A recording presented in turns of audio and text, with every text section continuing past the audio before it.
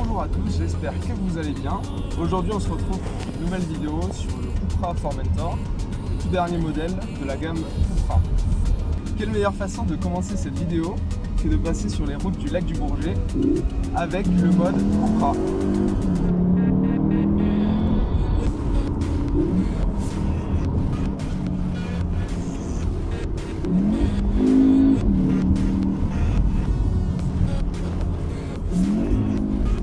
La première chose qu'on peut retenir de cette voiture, c'est déjà qu'elle a été faite et conçue pour ces petites routes sinueuses de montagne qu'on peut voir au niveau du lac du Bourget. Même si elle a été conçue pour s'adapter à tous les types de routes, je pense que c'est sur ces petites routes de montagne que le 4 cylindres 310 chevaux va s'exprimer au mieux. Il y a évidemment différents modes de conduite sur cette voiture, et c'est ce qui lui permet d'être autant polyvalente. Le premier mode de conduite est évidemment le mode confort, qu'on utilisera notamment au quotidien. Deuxième mode de conduite qui est un peu plus sportif et un peu plus incisif, qui va notamment jouer sur la suspension et la réactivité du moteur, ainsi que l'échappement. C'est tout simplement le mode sport. Si on veut quelque chose d'un peu plus radical pour aller sur circuit, on a évidemment le mode Cupra, où on délivre toute la puissance sur les 4 roues motrices. Et il existe évidemment la possibilité de configurer son propre mode de conduite. L'autre point très positif de cette voiture, c'est qu'elle partage le même moteur que la Golf R, c'est-à-dire le 2 litres TSI 310 chevaux. Alors c'est un 4 cylindres évidemment, on aurait peut-être préféré un 6 cylindres, mais bon, le 4 cylindres turbo suffit amplement pour exploiter l'entièreté de la puissance de cette voiture.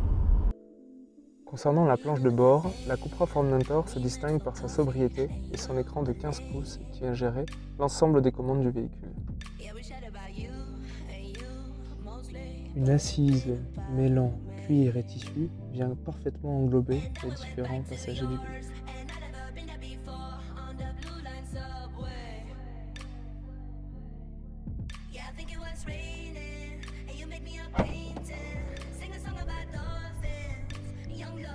Là où la Cupra Formentor est également très fort, c'est avec son coffre de 420 litres.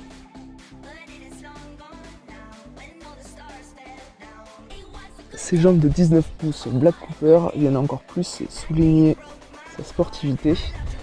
Et évidemment, comme tout véhicule sportif, elle est équipée de freins Brembo. Un autre très bon point fort de cette Cupra Formentor, c'est évidemment sa signature lumineuse autant arrière qu'avant. Et évidemment son diffuseur avec ses 2x2 pots d'échappement. Un autre très bon point pour la Cupra Formentor, c'est évidemment son style et cette magnifique calandre avant dont le coup de crayon est très bien signé et met très bien en avant le logo. Autre très bon point de la Cupra Formentor, c'est son démarrage directement au volant qui vient rajouter de la sportivité à l'habitacle. Une autre très bonne qualité de cette Cupra Formentor, c'est son système multimédia, puisqu'on a la possibilité de le personnaliser à sa guise en ayant le GPS, la musique, ainsi que les différentes informations concernant le véhicule, que ce soit la consommation ou le mode de conduite. En tout cas, ce qu'on retiendra de cette Cupra Formentor, et son gros point négatif malheureusement, c'est la volonté qu'on a à tout le temps vouloir utiliser le mode Cupra et appuyer sur cette pédale de droite, qui est sans fin et qui nous donne une puissance qui est assez pharaonique. Le système 4 roues motrices fait également très bien son travail, puisqu'on se sent très bien maintenu.